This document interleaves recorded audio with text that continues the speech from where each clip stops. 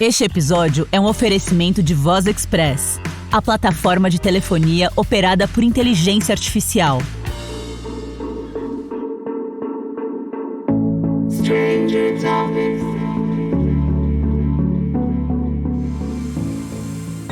O italiano Giovanni Marconi soube que deveria se apoiar sobre os ombros de gigantes. Ele buscou os estudos de Nikola Tesla e somou-os à teoria das ondas eletromagnéticas de Maxwell. Assim, em 1894, Marconi conseguiu fazer a primeira transmissão telegráfica sem fio através do Canal da Mancha. A comunicação nunca mais seria a mesma com a chegada do wireless, ainda no século XIX.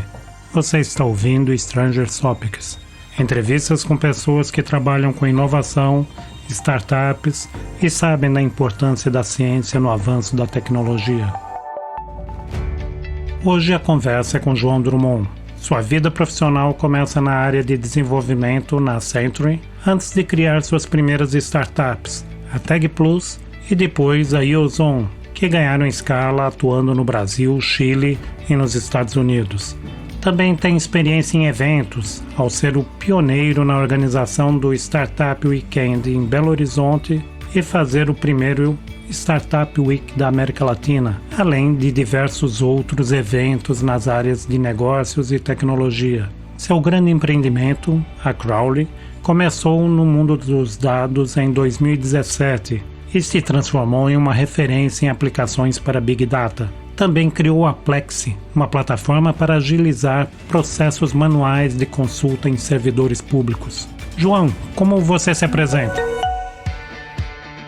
Eu sou CEO e fundador da Crowley. Eu já tive outras startups aí no passado. Já trabalhei, meu primeiro emprego aí de desenvolvimento foi na Accenture, né? Consultoria aí. E desde então venho empreendendo, né? Até que estou aqui agora com a Crowley, né? Estou empreendendo já tem um pouco mais de 5 anos na Crowley. E sempre tive essa pegada aí técnica aí de empreender, né? A Lei Geral de Proteção de Dados estabeleceu algumas limitações para empresas que trabalham no setor. Quais são as críticas? Qual é o nível de aceitação? Eu acredito que ela foi bem-vinda, né? Eu acho que traz uma privacidade, de fato, uma segurança muito maior para quem utiliza os serviços, né, diversos aí, serviços digitais. Do lado da empresa, assim, né, das empresas, tem muita gente que fala que dificultou, né, por conta da quantidade de regras que tem agora para movimentar dados, mas a base de tudo isso é que você tem a permissão para movimentar o que você está utilizando de dados pessoais, né? Então, isso é muito bom aí no longo prazo, né, para todo mundo. Algumas empresas funcionavam na base aí de venda de dados questionáveis, né? Então muitas vezes não se sabe como conseguir algumas informações aí, né? Eu acredito que todo mundo já passou um aperto aí, de vez em quando recebe uma ligação, recebe aí um e-mail e tem mais informação sobre cada um aí do que deveria, né? Então isso acontece, tem vazamentos de dados, tem algumas empresas que trabalham aí questionável aí dentro da questão da LGPD.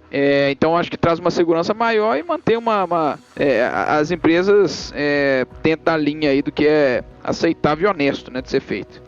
Uma crítica que particularmente eu tenho é a falta de fiscalização. Eu vejo muitas empresas usando os dados de forma muito errada. Tem umas espécies aí de birô de crédito, né, umas espécies de empresas aí que fazem consultas públicas de pessoas, então vendem dados de pessoas físicas. Basicamente você coloca o CPF lá e consegue um monte de informação sobre a pessoa. Isso não é um uso correto da LGPD.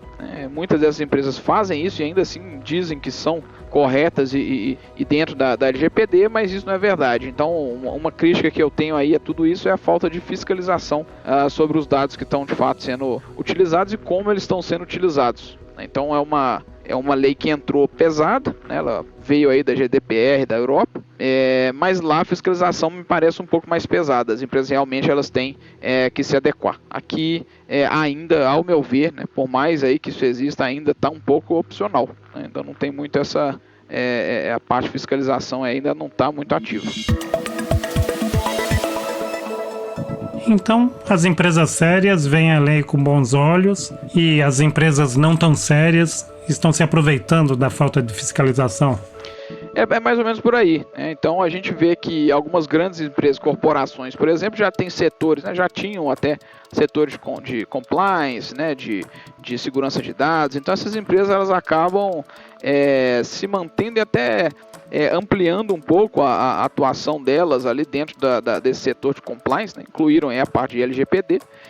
Então elas se mantêm tudo certo, né? Utilizando os dados da forma como eles devem ser utilizados. E aí outras empresas que elas tinham como base, né, comercial, base do estratégia do negócio, a venda desses dados, elas continuam funcionando. Então isso daí para mim que ia ser uma mudança muito positiva, né? Esse pessoal ia sair de circulação, eles continuam vendendo os dados aí amplamente e não acontece muita coisa. Então eu vejo que sim, as empresas mais sérias elas se adaptaram e seguiram as recomendações da LGPD, né, se adequaram, mas outras aí continuam soltas fazendo aí venda de dados que nem se sabe de onde vem. Cada vez mais o uso de Big Data está se popularizando. Quais empresas antes impensáveis estão usando a tecnologia para lidar com um grande volume de dados? Fale a respeito de alguns usos práticos. Big Data aí, né, a gente tem a coleta de dados em grande volume, né, então de diversas fontes internas das próprias empresas, ou algumas vezes elas fazem as coletas de dados de forma pública, né, vão pegar dados públicos, pegar informações aí diversas que estão disponíveis na internet. Então, essa junção de dados, né, esse acúmulo de dados aí gera o que a gente vê como Big Data. Só que a gente tem também uma concepção que existem vários tipos aí, né, de como armazenar esses dados. Tem a forma desordenada, então você armazena o dado, não tem muita forma de estruturar aquilo e utilizar aquilo em análise, então guardam-se dados aí muito só por guardar mesmo, não tem muito objetivo, isso acontece com bastante frequência. E tem a forma onde você realmente guarda essas informações em diversos sistemas aí para que você consiga consumir isso daí e cruzar uma coisa com a outra, né? É muito difícil você fazer uma gestão correta dos dados, né? Armazenar isso de forma que você consiga utilizar, diversos setores das empresas consigam utilizar, mas as empresas sim têm feito isso, né? E tem cada vez mais modernizando essa parte aí de coleta e utilização dos dados. A gente vê também, né, grandes corporações antigas aí que começam a fazer o uso disso para melhorar os serviços, né? Então, um exemplo que a gente tem uma grande empresa de logística aí que trabalha armazenamento dos dados para tratar tanto questões internas de compliance, então para entender se pessoas internas ali, né, os funcionários, fornecedores, se esse pessoal todo está de acordo com as diretrizes de compliance da empresa. Então eles utilizam de uma base de dados bastante completa, aí, tanto interna quanto externa.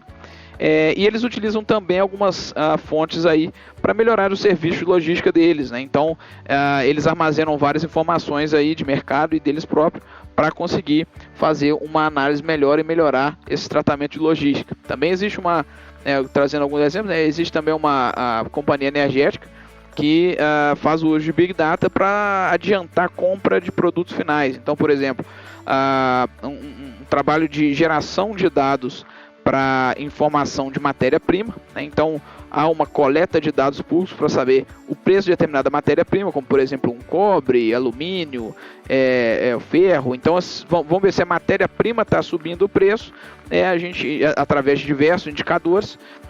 Então é melhor a hora para você comprar o produto final, como por exemplo, né, no caso de companhia energética, um transformador. Então se o cobre está subindo muito agora, né, através de análises aí diversas de indicadores de mercado, né, do mercado de commodities, você consegue saber se o cobre está subindo. Então vamos adiantar a compra de um transformador, porque ele vai subir também, né? Então daqui a pouco, daqui a uns meses, sobe o preço do transformador, é melhor adiantar as compras. Então isso daí permite uma redução aí de milhões de reais em contas públicas aí para a compra de produtos finais. Então tudo isso aí é relacionado com o armazenamento de dados, né, de Big Data, então, né, o que a gente chama de Big Data. Então eu acho que as empresas, né, de diversos portes aí têm utilizado bastante, e algumas, né, em dados mais estruturados, mais fáceis de ser utilizados, e outros ainda estão estruturando esse processo aí. Como é o trabalho de explicar os vários benefícios que a garimpagem de dados pode representar para o cliente? Quando a gente fala aí de coleta de dados, né, de mineração de dados e tudo mais, a gente está falando da parte de geração desse armazenamento de dados, né? Então, desse Big Data aí vem muito da parte da coleta. E aí, como eu disse, né, existem diversos pontos. Você pode coletar internamente, você pode coletar dados externos e armazenar isso em algum lugar. Então, a parte da coleta em si, né, da mineração dos dados, ela é feita pensando-se já em alguma utilização para aqueles dados. E muitas vezes a gente vê que algumas empresas elas fazem a coleta dos dados, mas elas não sabem onde elas vão aplicar aquilo dali. Então, no final das contas, elas ficam com um excesso de informação, um excesso de dados ali, né? Não é nem informação, porque a informação já é alguma coisa que já foi arrumada ali, transformada, né, de alguma forma. Então, um dado cru vira uma informação, né, acionável. Então, no caso, eles armazenam muitos dados que não dá para tirar muita coisa dali e acabam não utilizando. Então, isso acontece bastante, né? As empresas ficam na necessidade de ter os dados históricos, muitas vezes, de guardar informação e acabam não utilizando, né? Então, existe esse lado, mas também existe aquelas empresas que dizem, olha, já estou com o objetivo de um projeto, eu preciso de dados, por exemplo, eu quero saber aí dados de e-commerce, quero saber preço de produtos que meu concorrente está trabalhando, eu quero saber quais tipos de produtos eles estão trabalhando, comentários em review de produtos. Então, tudo isso pode ser utilizado desde que as empresas já tenham algum planejamento para aqueles dados. Então, o ideal é que quando as empresas comecem a fazer esse processo aí de mineração e captura de dados, eles já tenham algum tipo de necessidade clara para isso. Então, eu acredito que isso também é uma coisa que está amadurecendo. Algumas empresas ainda fazem esse trabalho, olha, vamos coletar e não sabe exatamente como usar, mas outras já fazem isso muito melhor. Então, a gente tem alguns exemplos também de startups aí do modelo do mercado imobiliário, que fazem um trabalho excelente aí de utilizar os dados crus aí para cruzar com diversos indicadores internos. Então, hoje a gente, por exemplo, faz coletas aí de dados de imóveis em grande escala e esses dados são muito bem utilizados. Então, eu acredito que esse processo ele é essencial, aí, ele é base para todo o processo de entendimento aí melhor de mercado, né, até aplicação de modelos de machine learning. Você precisa ter uma boa base de dados para você trabalhar.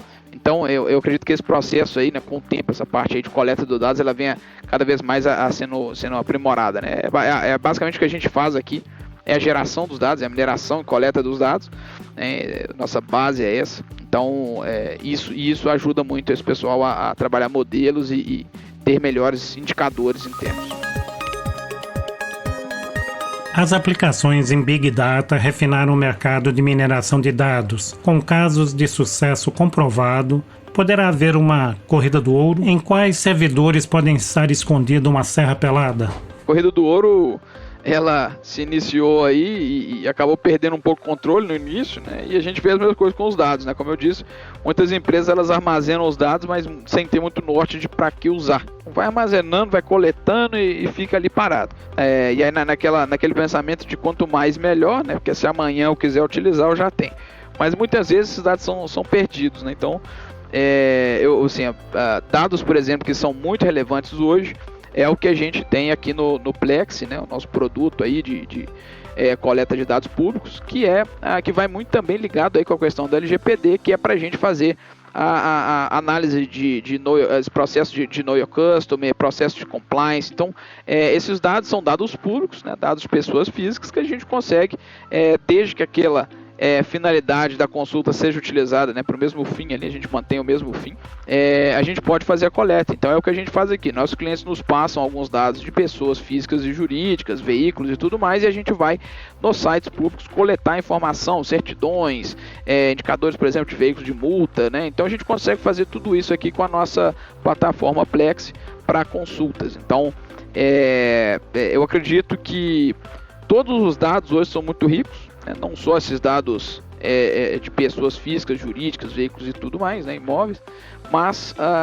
não existe um ponto central assim, né, de eu vou ter essa informação e essa informação é o que vai mudar. Hoje em dia todo indicador aí é baseado nos dados e não existe uma coisa assim, né, uma fonte específica aí que seja realmente a mina de ouro aí final. João, qual a dica que você pode dar para um empreendedor digital que está se preparando para colocar sua startup no mercado? Que caminhos ele necessariamente deve seguir e que estradas ele deve evitar? Olha, quando você está criando uma empresa, né, o mais importante é você focar aí no que você realmente quer entregar de valor para o cliente. Então, muitas coisas aí acessórias, elas acabam não sendo tão importantes no início. Então, a primeira coisa é focar mais nos resultados e menos aí na fumaça, né? Então, eu acho que é importante dedicar o tempo para o que realmente vai levar a empresa para frente. É um trabalho muito complexo, né? São várias coisas que precisam ser feitas, aí, vários setores que precisam ser atendidos, com marketing, comercial, parte técnica, né? Então tudo isso é um conjunto de coisas aí que levam a startup para frente. E aplicar bem os investimentos, né? Então, se você não tem um norte muito claro, primeiro desenhe esse norte, descubra realmente uma direção melhor para onde seguir, né? Utilize os recursos de uma forma consciente para que quando você estiver já numa fase mais de tração, uma fase mais um pouco direcionada para onde ir, aí sim aplicar um pouco mais de recursos para seguir. Então, né, no início tem esse, vou gastar aqui com X e Y, mas você não tem um norte muito claro de quem é seu cliente, do que você está vendendo, e aí você acaba gastando um recurso ali que não faz muito sentido. Por exemplo, né, você aplicar no início um grande valor aí, um grande investimento na parte de um produto que você não sabe exatamente para que cliente você está vendendo. Então, você acaba gastando um tempo da equipe técnica ali, que é bastante caro, né? Pessoal, engenheiros hoje em dia são muito caros, então a aplicação de investimento em cima desse setor, ela tem que vir realmente para fins mais assertivos, né? E não gastar o dinheiro, fazer ali um produto que no final das contas ninguém quer comprar, que não tem um mercado. Então a primeira coisa é entender, ter um pouco mais de norte ali, para que o investimento seja aplicado de uma maneira mais inteligente e mais assertiva. O próximo episódio de Stranger Topics tem como convidado Juliano Dias, da MITS, um empreendedor apaixonado por vendas, startups e tecnologia. Juliano fala sobre os desafios para fazer a sua startup decolar em plena pandemia. A MITS aplica diferentes tecnologias e conhecimentos para criar pontes e leads entre os seus clientes e os clientes dos seus clientes. Minha recomendação é para você seguir Stranger Topics como favorito na sua plataforma de podcast. Dessa forma, você será avisado quando novos episódios estiverem disponíveis. Eu sou o Celso Calheiros e esse foi o Stranger Topics.